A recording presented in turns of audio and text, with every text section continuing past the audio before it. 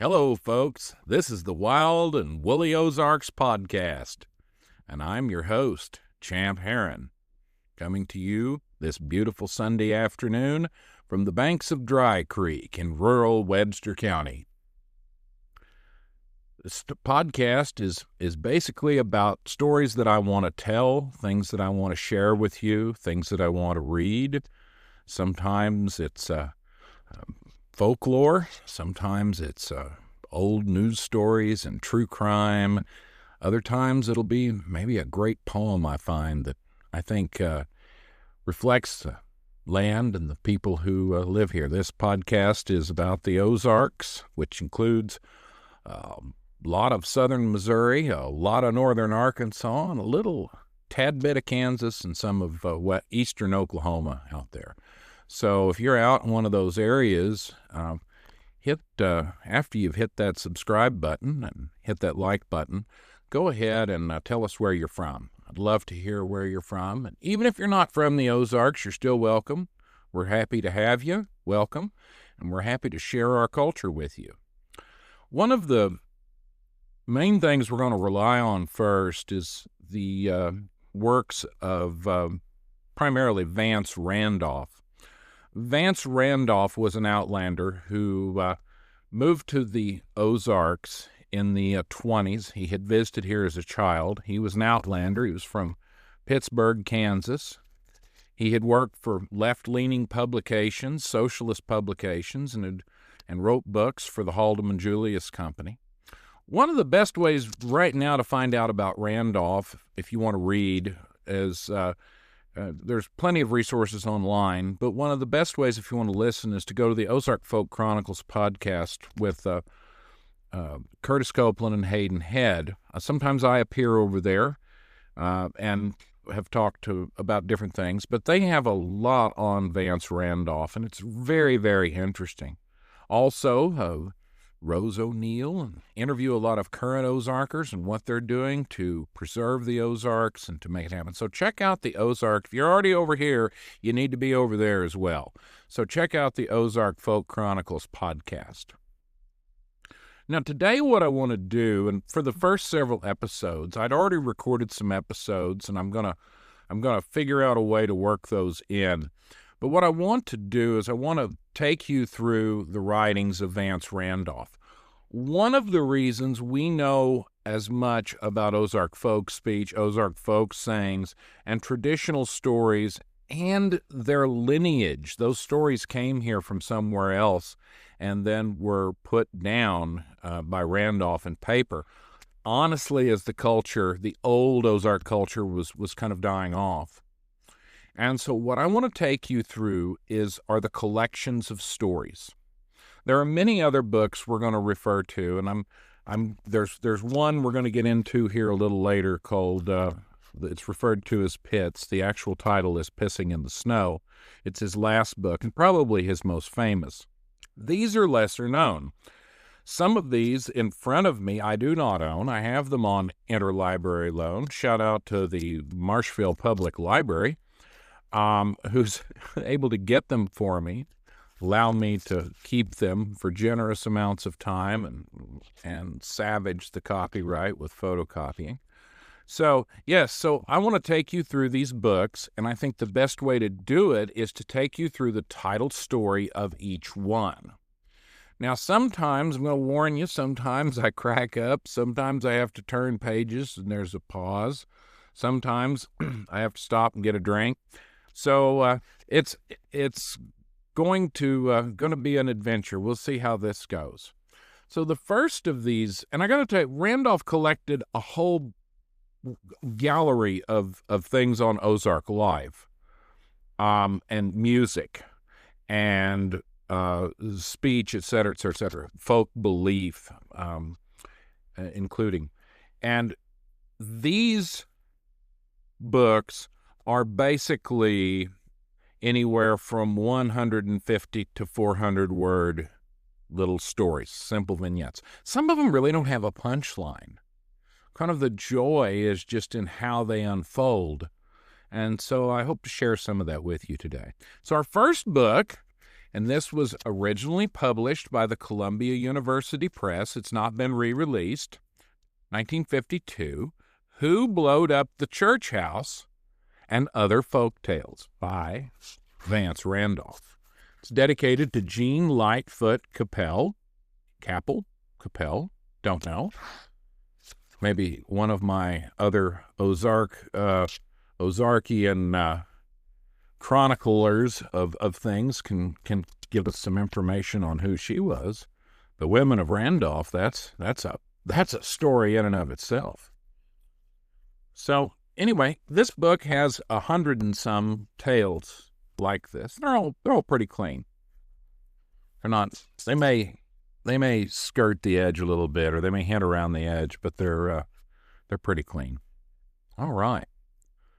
Who Blowed Up the Church House?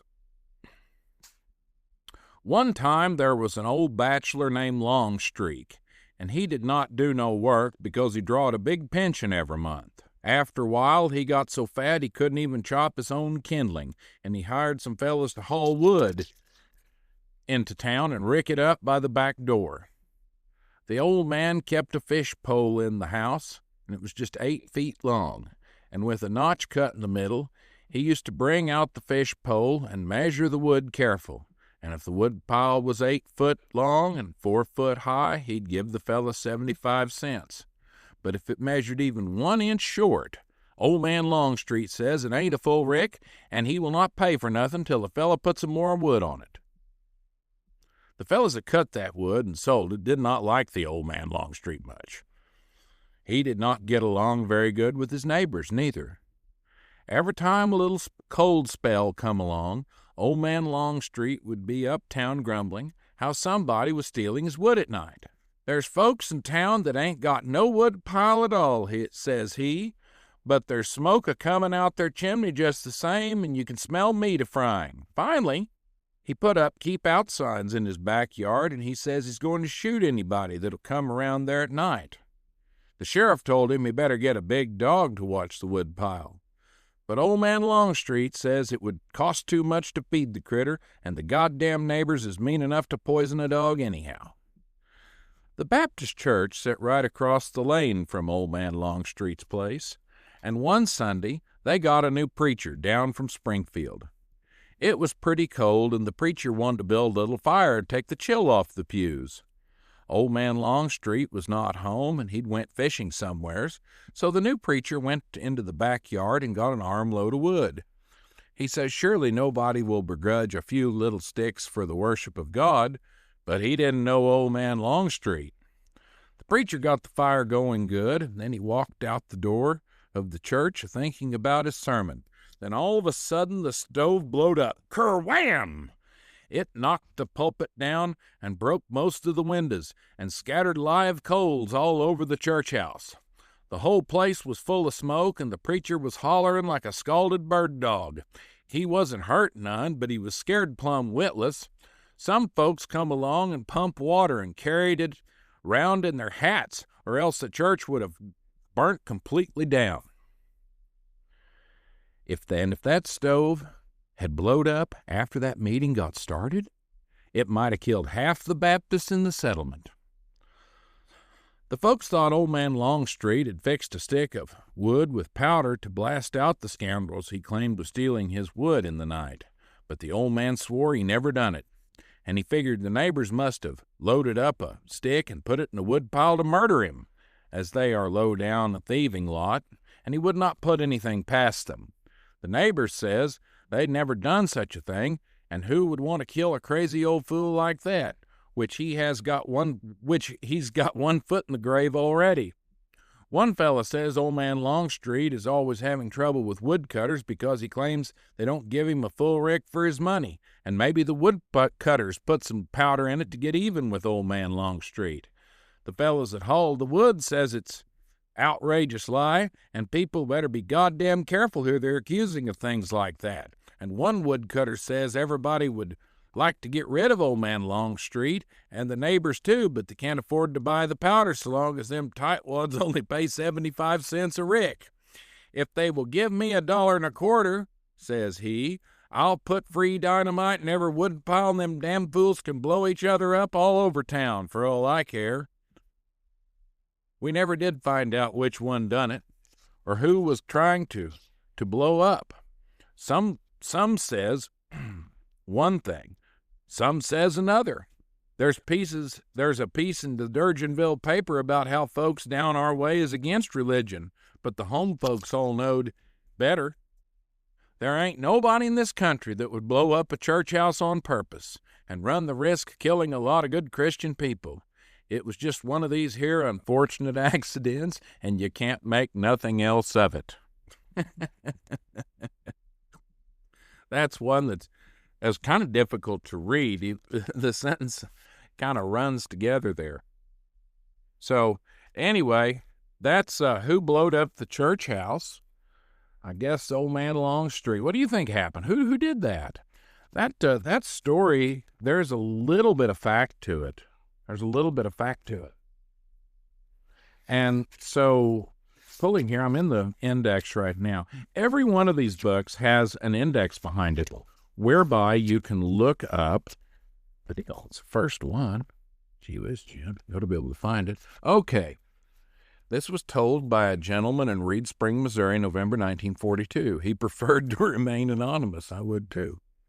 The practice of explosive and firewood to discourage thieves is rather common in the Ozarks. When I lived at Galena in 1933, the Methodist church was wrecked by an explosion. Nobody was in the building but a janitor named Mills who escaped without injury. Probably not energy either. Had the explosion occurred an hour later, many children in the Sunday school would have most surely been killed. The woodpile belonged to a friend of mine, one of the most popular men in southwest Missouri. I don't know who loaded that stick or why, but I'm sure nobody intended to blow up the church. VR. So that's the story on who blowed up the church house. Our next story comes from The Devil's Pretty Daughter and Other Ozark Folk Tales. This is also by Randolph. It's dedicated to Otto Ernest Rayburn, who, remember that name, we're going to be coming back to him. Otto Ernest Rayburn was a collector of tales as well. Many of his tales are printed up in Randolph, but there's he's pretty he was pretty productive over those years. So, in fact, Randolph told him that he moved to Fayetteville just to have access to his library. Yes, it's a good reason to move to Fayetteville. Get a drink here. All right. The Devil's Pretty Daughter. One time there was a man that lived in a fine house and he owned a big scope of land. Some folks thought he was the devil, and they used to call him that behind his back. But all the young folks for miles around wanted to get a job on his place because he had a pretty daughter named Ruthie Matoothie. The old devil hired everybody that come along and worked them till there was nothing but skin and bones. But nary one of the boys ever got next to Ruthie. She just laughed and never paid no mind to what they said at all. There was a fella named Alf Knight worked there 7 years, and he bantered Ruthie Matoothie to run off with him. She says he better shut up because the big black rooster can talk and tell the devil everything that's going on. So Alf kept out of the rooster's way after that, but he went right on a bantering her to run off with him.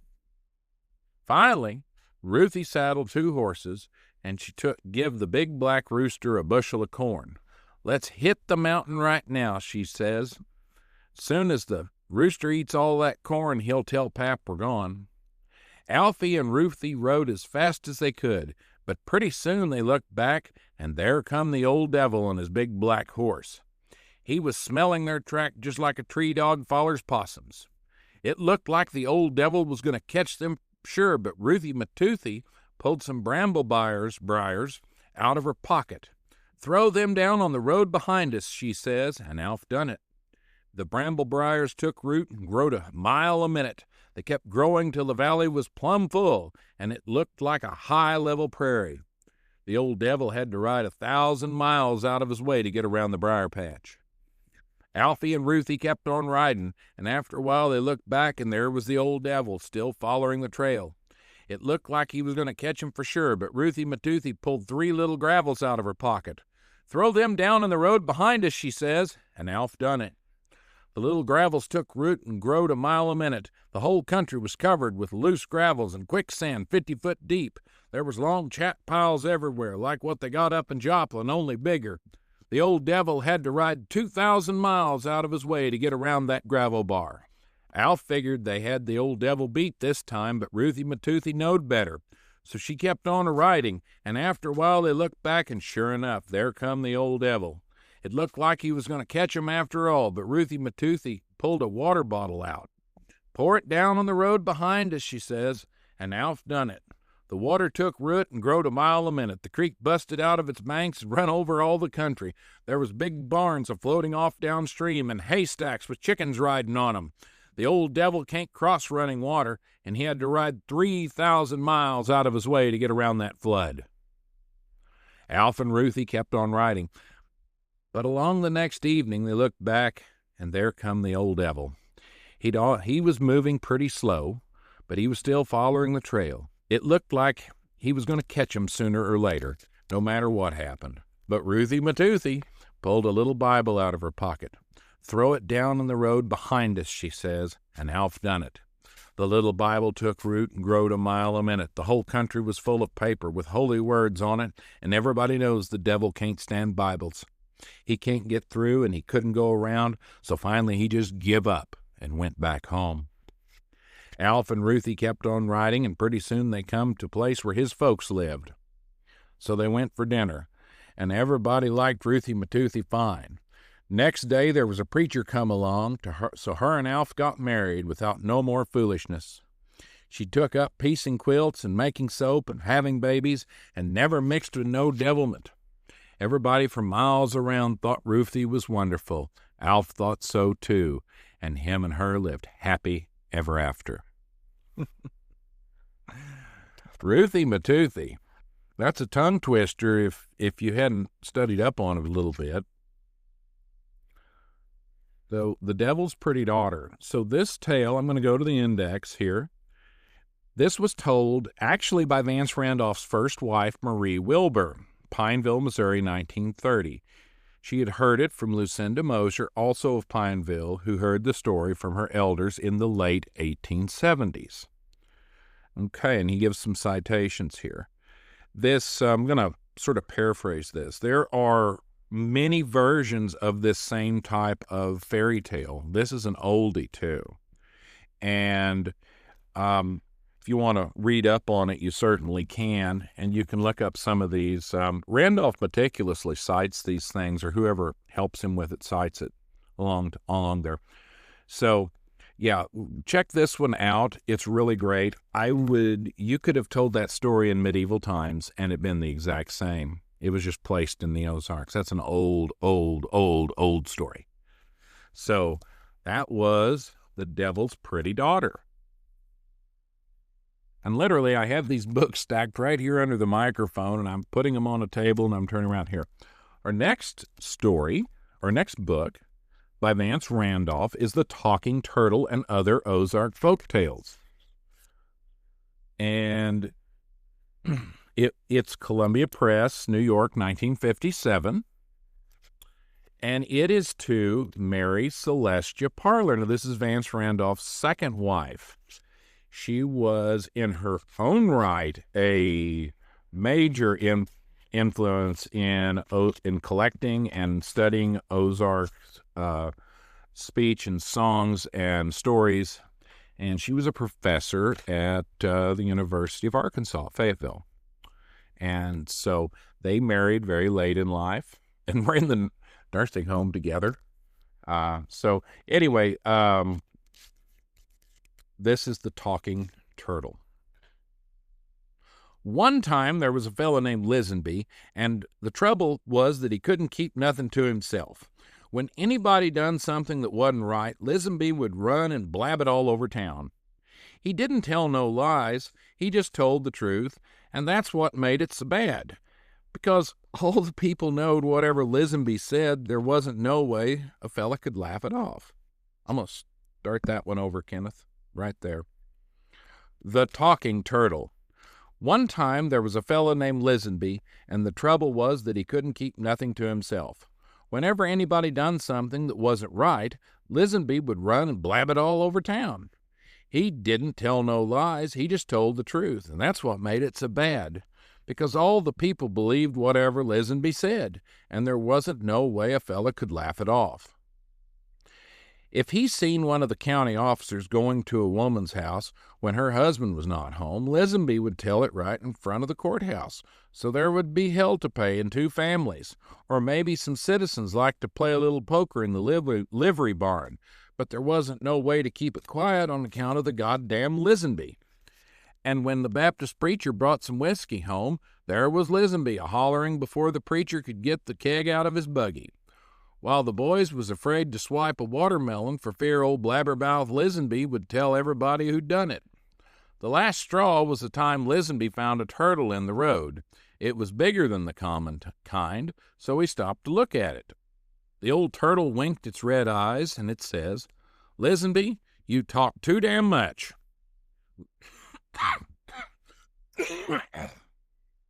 Lisenby jumped 4 foot high and just stood there with his mouth hanging open.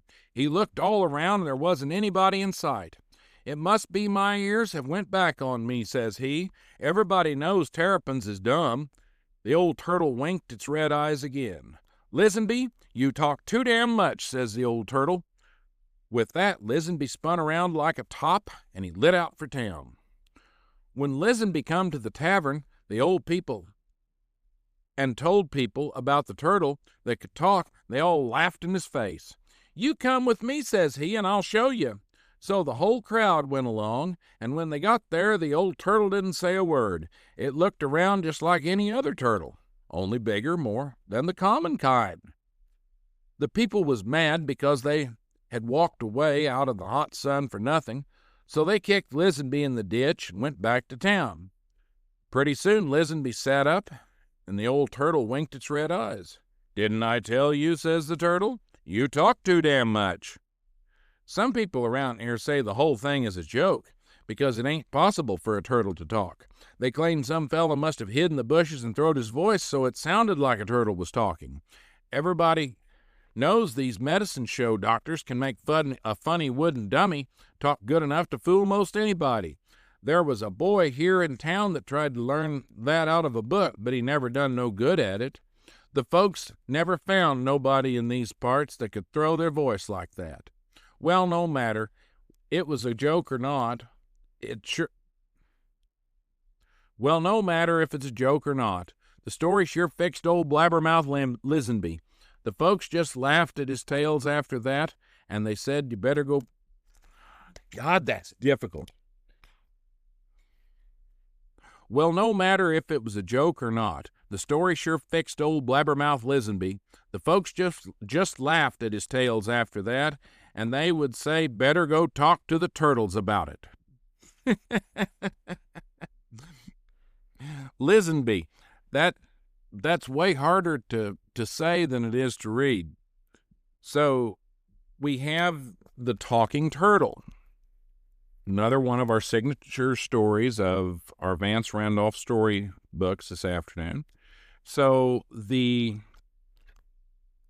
talking turtle, this was collected or told by George E. Hastings, Fayetteville, Arkansas, January 1942. He got it from a student at the University of Arkansas. So this story is an old one. It goes back to, it's of African origin. This is a story that potentially slaves brought with them and learned to and accommodated to the new world and the circumstances they were in, and maybe used as a moral story to teach a lesson about talking too much. I think that we can all agree that that's the main point of it. And Randolph traces it down to the Gold Coast. So, and you can read up on that. Certainly, it's in the index. That's one of the fun things about if you kind of like folklore and you're always curious where something comes from. I'm here to tell you there's nothing new under the sun, folks. The same stories. There are no new stories. They're just stories that are retold differently. So anyway, yeah. So that is the talking turtle. Once again, it's another one that's kind of hard to find. It's never been redone. At least with The Devil's Pretty Daughter, Barnes & Noble re-released it under the title Stiff as a Poker. And there's a flood of them on, maybe not after we tell people about it, but I've got one, so I don't guess it matters. There's a flood of those on eBay for under $20. And original Devil's Pretty Daughter is going to be over $40 or $50 if you find one. Make sure if you find one, sometimes they're signed. Check them, because he did sign books. Our last book is, Sticks in the Knapsack and Other Ozark Folktales. This one also, this is 1958, New York, Columbia Press again. And it is, he also has several academics come in and help with his notes, and this is one of them, what to do. So, once again, another 100-some stories, all from the Ozarks. And here we go, Sticks in the Knapsack. One time there was a man had 3 boys, and he sent them out to pasture the goat. Pretty soon the goat says, I couldn't hold another blade of grass, and it all around me for the pulling. But that night the old man come out of the barn, and the goat says, I'm starving to death. So the old man run the boys off the place, and they went down 3 new road cuts to seek their fortune. When the boys finally come back, the oldest one was carrying a magic tablecloth. He'd put it out on the table and holler, Set out victuals! Quick as a wink, there was big piles of good things to eat. Any kind of victuals a body could think of, and the best of everything, whether it was in season or not. The second boy come in leading a magic mule. All he had to do was holler, Brit your bit, and the mule would spit out a shower of gold money.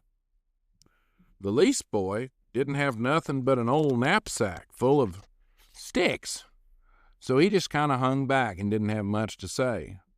When the old man seen how the tablecloth would set out victuals and the magic mule would spit out gold money, him and the biggest 2 boys made their mind not to give the least boy a thing.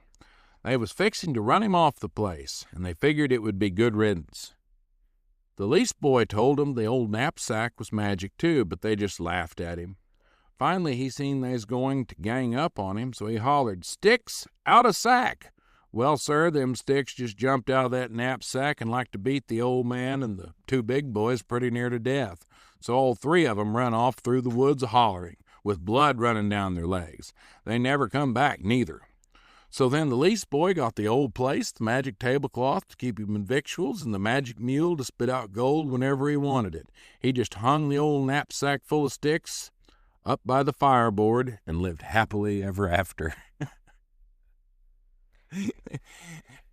When I was a child, some of the first cartoons I remember watching that weren't on Saturday were the Dudley Do-Right and Underdog, and they had something called Fractured Fairy Tales, and that's sort of reminiscent of a fractured fairy tale. Let's see what we can find out about it, because that's another one of these Ozark stories that if that were set in the time of the War of the Roses, you wouldn't think anything about it. This was told by Bob Wyrick at Eureka Springs, Arkansas in June 1957. He'd heard it from an old woman near Berryville in the early 1900s. It's a very common story, and let's see. That's pretty well all he has to say about it. There are several European versions. There are only 2 American texts. And you can read up on it there at the very end, if you like. So, anyway, that takes us through the first 4, they're not the first books of Randolph, but they're the 4 storybooks. Our next, what we're going to do is we're going to continue through other books and other groupings of stories. And we'll hang with these 4 books for the next few episodes and see what they have to share with us. This is, I'm basically, I guess, concluding the first episode of the Wild and Woolly Ozarks podcast. My producer is Kenneth Herren. We are coming to you from the old Rabbanaw Stonehouse Stock Farm on the banks of Dry Creek in southern Webster County. So get out there, enjoy your weekend, and enjoy your day, and enjoy the Ozarks.